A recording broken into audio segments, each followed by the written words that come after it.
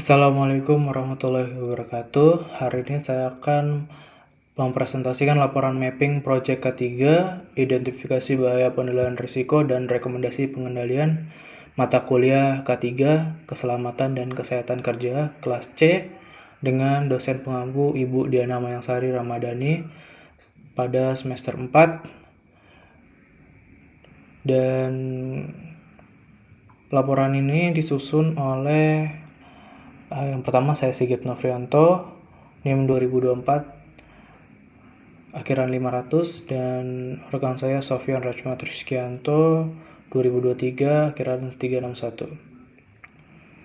Adapun daftar isi yang ingin kami bahas adalah bab 1 pendahuluan, bab 2 profil lokasi, bab 3 identifikasi bahaya, bab 4 penilaian risiko, bab 5 mapping risiko, bab 6 rekomendasi pengendalian, bab 7 kesimpulan sesuai dengan materi yang dipaparkan Ibu Diana sebelumnya. Nah, di sini kita nggak usah baca langsung pendahuluannya secara detail. Intinya latar belakangnya adalah kita ingin memetakan atau survei lokasi K3,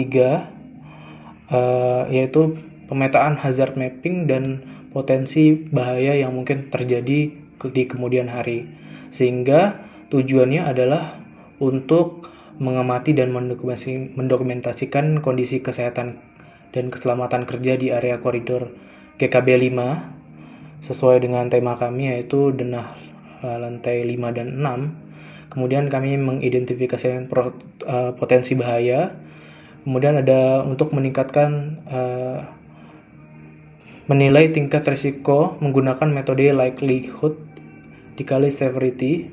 Kemudian ada memberikan rekomendasi pengendalian risiko berdasarkan hierarchy of control ya, yang beberapa diantaranya adalah eliminasi, substitusi, rekayasa, teknik, administratif, dan terakhir APD. Oke. Kemudian ada menjelaskan jalur evakuasi yang tersedia di lokasi. Di sini kita masuk ke bab 2. Kita petakan dulu. Lokasinya ada di GKB 5. Tepatnya ada di lantai 5 dan 6. Jenis areanya adalah area umum, koridor, tangga, lobi, jalur evakuasi. Nah, kami tidak masuk ke ruang kelas ya, karena memang tidak diizinkan. Dan itu bukan juga gedung fakultas kami ya. Kemudian aktivitas di lokasi, untuk lantai 5 dan 6 tidak terlalu banyak aktivitas ya. Kemudian saya melakukan observasi di sekitar jam 9 waktu Indonesia Barat. Nah, di sini ada denah area untuk lantai 5 dan 6, bisa dilihat di sini. Untuk lantai 5 dan lantai 6 itu sebenarnya sama saja. Ada ruang A, ruang B, kemudian ada tangga di sekitar sini.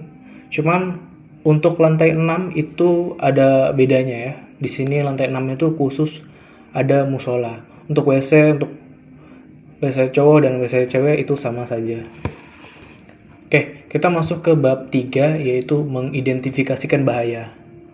Nah, kita langsung mengidentifikasinya dengan kondisi fisik dari lantai GKB 5. Sebenarnya berdasarkan yang kami pelajari, kondisi fisik itu banyak ya. Ada physical, chemical, biological, biomechanical, atau ergonomik, atau psikososial.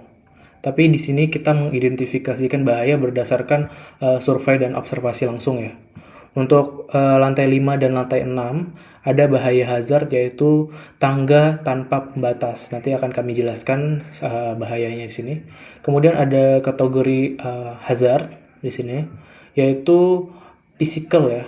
Physical hazard, potensi terdampak adalah terjatuh dari ketinggian, cedera serius hingga fatal. Kemudian lantai 5 dan lantai 6 itu stop kontak di bawah rata-rata kaki dan di atasnya terdapat fire hydrant langsung. Itu physical hazard dengan kondisi electrical and fire ya. Potensi dampaknya adalah korsleting listrik, percikan api yang memicu kebakaran akibat stop kontak dekat dengan fire hydrant.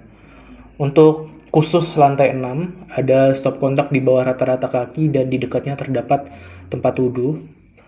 nanti akan dijelaskan lewat video ya. Itu physical hazard dengan skema electrical ya. Kemudian potensi dampak adalah sengatan listrik, kecelakaan fatal akibat stop kontak terpapar air dari area wudhu. Kemudian lantai 5 dan lantai 6 yaitu koridor menuju emergency exit. Kategori bahayanya adalah physical hazard, yaitu hambatan evakuasi potensi terinjak-injak saat kondisi darurat. Ya, berdasarkan survei dan observasi memang koridornya sedikit agak sempit ya, karena sekitar 1,2 meteran ya, sekitar segitu ya, kurang lebih.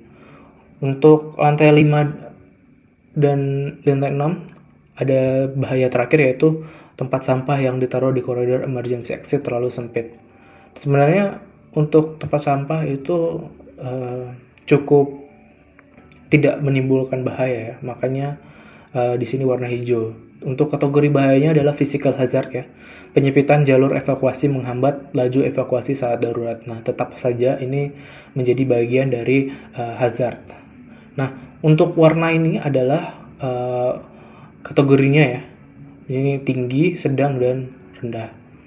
Oke, penilaian berdasarkan likelihood dan severity. Di sini skor 1, 2, sampai 5 bisa dibaca seperti ini. Nah, berdasarkan survei saya, untuk lantai 5, lantai 6, 1 sampai 3 itu kategorinya tinggi ya. Tangga yang tadi tanpa batas, stop kontak di atas rata kaki. Kemudian untuk kategori sedang itu adalah koridor yang sedikit sempit ya. Kami kategorikan dengan sedang. Kemudian ada tempat sampah yang ditaruh di koridor emergency. Sebenarnya ini tidak terlalu bahaya, tapi masuk kategori hazard rendah. Ya. Kemudian kita mapping resiko ya. Nah, di sini bisa dilihat ada mapping project. Mungkin tidak terlihat jelas ya. Nah, di sini ini adalah mapping project full denah ya. Ada denah gedung, hazard mapping, risk assessment, heat map, risiko, dokumentasi temuan, dan rekomendasi pengendalian. Kita masuk ke yang 5.2 yaitu peta bahaya atau hazard mapping. Di sini kita masuk ke hazard mapping. Di sini saya sudah katakan bahwa untuk lantai 5 dan lantai 6 itu sama saja letak denahnya. Di sini yang saya tunjukkan ini merupakan tangga yang saya bilang ya, yang bisa berakibat fatal jika tidak ada pembatasnya. Kemudian yang warna oranye ini adalah jalur emergency exit ke arah sini. Bisa dilihat ini sangat-sangat sempit. Di sini ada fire hydrant ya. Di sini ada APAR ya. APAR. Kemudian di sini ada tempat sampah yang saya bilang tadi. Kondisinya adalah rendah ya, tidak terlalu menimbulkan bahaya. Kemudian ada electrical. Di sini juga ada merah ya. Resiko tinggi karena tadi saya sudah bilang bahwa di sini ada stop kontak yang di bawah rata-rata kaki dan di atasnya ada fire hydrant. Kemudian di sini juga ada WC ya. Kemudian di sini saya masukkan warna oranye karena ini adalah jalur emergency exit yang terlalu sempit. Untuk lantai 6 ada khusus di musola juga ada stop kontak dengan kategori tinggi ya. Di sini mengakibatkan consulating. Kemudian kita masuk ke heat map risiko. Saya buat seperti ini saja karena bisa dilihat bahwa memang dia itu dari yang parah, sedang, sampai rendah ya. Untuk lantai 5 dan lantai 6 ini tidak ada beda sama sekali. Nah, di sini bisa dilihat dokumentasi temuan. Yang sudah saya katakan ada tangga tanpa pembatas ya di sini. Kemudian ada stop kontak di bawah rata-rata kaki, stop kontak di lantai 6 di bawah rata-rata kaki dan di dekat tempat wudhu. Kemudian ada koridor menuju emergency exit yang terlalu sempit nih, bisa dilihat. Mungkin sekitar 30, 60, 1 meteran saja seperti itu. Kemudian ada tempat sampah, walaupun sebenarnya ini mohon maaf ini agak sepele ya, tapi tetap saja tempat sampahnya bisa mengakibatkan penghambatan ketika ada kondisi darurat. Kita masuk ke bab 6, itu adalah rekomendasi pengendalian. Ini berdasarkan hierarchy of control ya, yang tadi saya sudah bilang kan ada eliminasi, substitusi, rekayasa teknik, administratif, dan alat pelindung diri. Tapi untuk observasi dan survei yang kami lakukan itu saya mendapatkan hanya engineer control dan administrative control ya di sini. Untuk prioritas pertama yaitu tinggi, yang tadi saya bilang tangga pembatas itu rekomendasi pengendaliannya adalah membuat pagar pembatas di samping tangganya. Untuk jenis pengendaliannya adalah engineer of control, yaitu karena kita kan nggak bisa mengeliminasi tangga ya, atau kita mensubstitusi tangganya, nggak mungkin. Jadi kita menggunakan engineer of control. Kita tambahkan pembatas. Nah, ini adalah yang disebut engineer control. Kita tambahkan pembatas di samping pagar. Kemudian ada stop kontak. Stop kontak yang di bawah rata-rata kaki, di atasnya terdapat fire hydrant.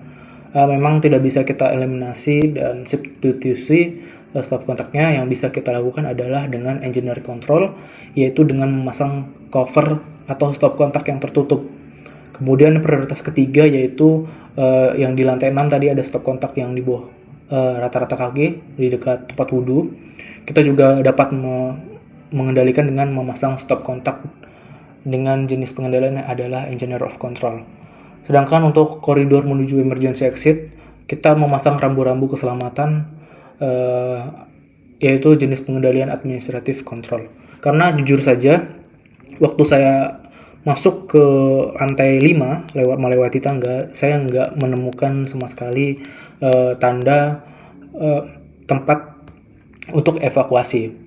Memang ada di pintu exitnya jika kita melihat secara langsung dengan metode mentelusuri secara dalam.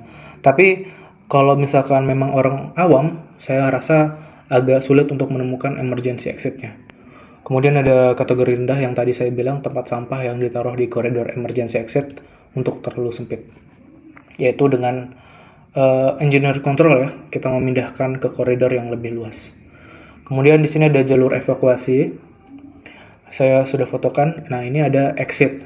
Tapi memang kekurangan rambu-rambu, kayak misalkan ke sini adalah pintu exit atau gitu. Kemudian di lantai 5, lantai 6 nih ada jalur evakuasi ya, yang saya bilangi. Ada 2. Tapi memang terlalu sempit ya. Kemudian